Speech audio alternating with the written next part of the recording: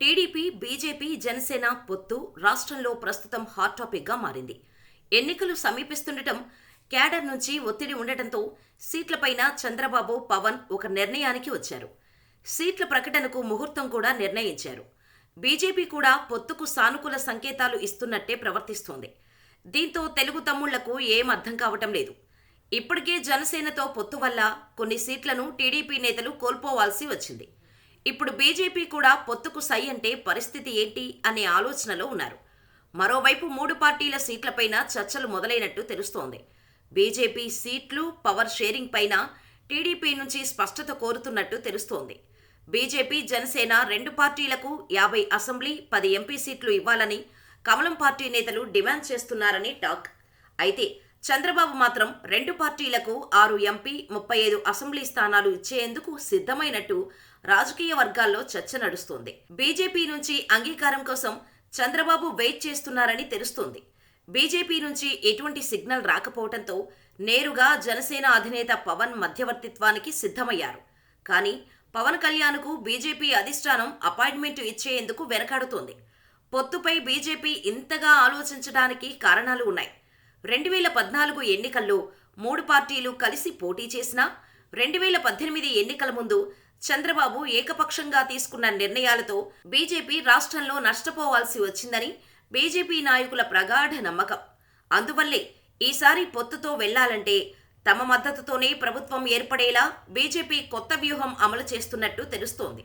అంతేకాదు, టీడీపీ అధికారంలోకి రావటానికి కావాల్సిన 88 సీట్లు టీడీపీకి రాకుండా తమ సంఖ్య కూడా కలిపితేనే ప్రభుత్వం ఏర్పడాలనే వ్యూహాన్ని రచిస్తుందని రాజకీయ విశ్లేషకులు అంచనా వేస్తున్నారు. ఆ దిశగా టీడీపీ 110 నుంచి 120 సీట్లలోనే పోటీ చేయాలని, తమ రెండు పార్టీలకు 50 నుంచి 55 సీట్లు ఇవ్వాలని పట్టుబడుతోంది. ఈ ఒత్తిడి మొత్తం పవన్ పైన పడుతుంది. పొత్తు కోసం టీడీపీ, జనసేనకు 25 నుంచి 27 సీట్లు ఇస్తే ఒప్పుకోవద్దని, 40 సీట్లు అడగమని సొంత పార్టీ నేతలు పవన్పై ఒత్తిడి తెస్తున్నారు. కానీ పవన్ ఆలోచన మాత్రం వేరే విధంగా ఉంది. బీజేపీ పొత్తును అంగీకరిస్తే 25 సీట్లు వచ్చినా ఓకే చెప్పడానికి సిద్ధంగా ఉన్నట్టు ప్రచారం జరుగుతోంది. పవన్ బీజేపీ పొత్తు కోసం ఇంతగా ఎదురు చూడటానికి కారణం ఉంది. ఏపీలో ప్రస్తుతం ఉన్న పరిస్థితుల్లో బీజేపీ మద్దతు లేకుండా జనసేన మద్దతుతో సీఎం జగన్ను ఎదుర్కోలేమని చంద్రబాబుకు తెలుసు. అందుకే బీజేపీతో పొత్తు కోసం విపరీతంగా ప్రయత్నిస్తున్నాడు చంద్రబాబు. ఈ విషయం బీజేపీ పెద్దలు గ్రహించడంతో చంద్రబాబును తమకు తగ్గట్టు మలుచుకొని తమ పట్టు సాధించుకునేందుకు ప్రయత్నిస్తున్నారు. ఈరోజు లేదా రేపు చంద్రబాబు బీజేపీ మధ్య సీట్లపైన ఓ నిర్ణయానికి వచ్చి పొత్తుపైన అధికారిక ప్రకటన వెలువడే అవకాశం కనిపిస్తోంది. మూడు పార్టీల కన్ను గోదావరి జిల్లాలపైనే ఉంది. ఇక్కడ ఏ పార్టీ గెలిస్తే రాష్ట్రంలో ఆ పార్టీనే అధికారంలోకి వస్తుందని అందరూ నమ్ముతారు. తూర్పుగోదావరి జిల్లాలో రాష్ట్రంలోని అత్యధిక అసెంబ్లీ స్థానాలు ఉన్నాయి. 2019 ఎన్నికల్లో జిల్లాలోని 19 నియోజకవర్గాల్లో టీడీపీ 4 స్థానాలు గెలుచుకుంది. ఈసారి టీడీపీ, జనసేన పొత్తుతో మెజారిటీ స్థానాలు గెలుస్తామనే ధీమా ఆ రెండు పార్టీల్లో వ్యక్తమవుతోంది. ఇదే జిల్లాలో జనసేనకు 2019 ఎన్నికల్లో 14% ఓట్లు పోలయ్యాయి. దీంతో ఈ జిల్లాలోనే పవన్ పొత్తులో ఎక్కువ సీట్లు కోరుతున్నారు.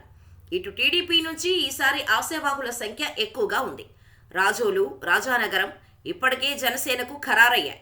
వీటికి తోడు కాకినాడ రూరల్, పిఠాపురం, రాజమహేంద్రవరం రూరల్, ముమ్మిడివరం వంటి సీట్లు ఈ జాబితాలో ఉన్నాయి.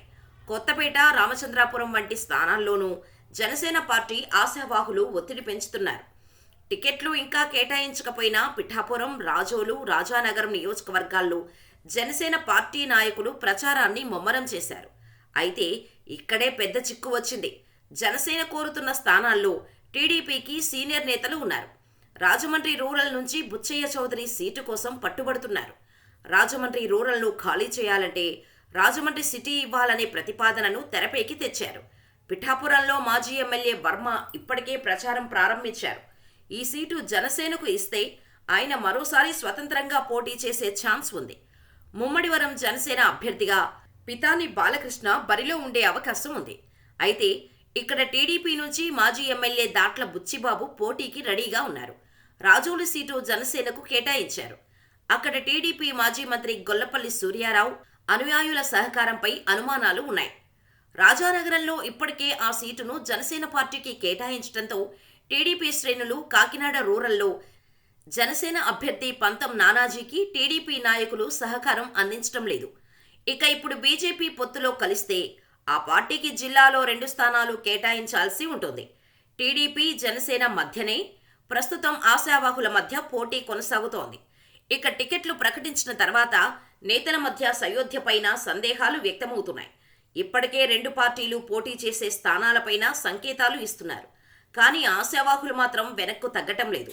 తమ వంతు ప్రయత్నాలు కొనసాగిస్తున్నారు. ఉభయ గోదావరి జిల్లాల్లో జనసేన సీట్లను ఆశిస్తోంది. టీడీపీ 10 సీట్ల వరకు కేటాయించే అవకాశం ఉందని తెలుస్తోంది.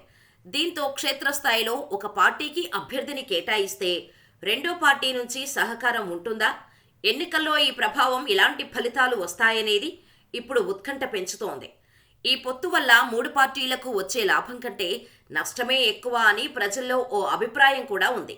సీఎం జగన్ను గద్దెదించడం కోసం జగన్పై కక్షతోనే పొత్తు పెట్టుకుంటున్నాయని ప్రజలు అభిప్రాయపడుతున్నారు. అయితే టీడీపీ జనసేన బీజేపీ పొత్తు వల్ల జగన్కు ఓ రకంగా మంచే జరుగుతుందని అనేవారు ఉన్నారు. కేవలం జగన్ను గద్దెదించేందుకు రాజకీయ కుట్రలు చేస్తున్నారని, జగన్ ఒక్కడే సింగిల్గా పోటీ చేస్తున్నాడని ప్రజల్లో ఓ టాక్ నడుస్తున్నట్టు తెలుస్తోంది. ఓ రకంగా అది నిజమే. 3 పార్టీలు కలిసి ఒక పార్టీపై దాడి చేయటం వల్ల ప్రజల్లో జగన్కు ఫాలోయింగ్ పెరిగే అవకాశం కూడా ఉంది. ఏది ఎలా చూసుకున్నా పొత్తు వల్ల ఎవరు లాభపడతారు అనే విషయాన్ని ప్రజలే ఈ ఎన్నికల్లో నిర్ణయించాలి.